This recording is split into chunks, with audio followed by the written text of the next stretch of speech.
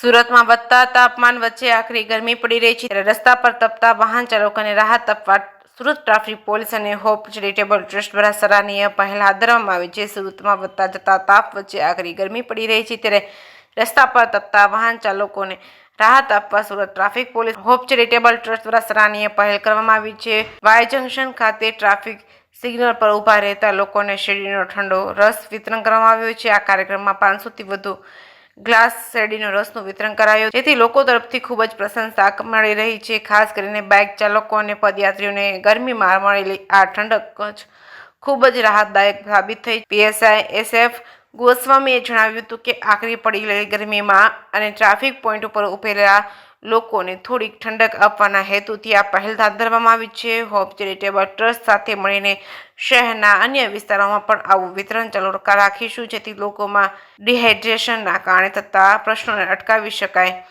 Case news Gujarati સાથે સુનિલ ગાંજાવાલા, સુરત।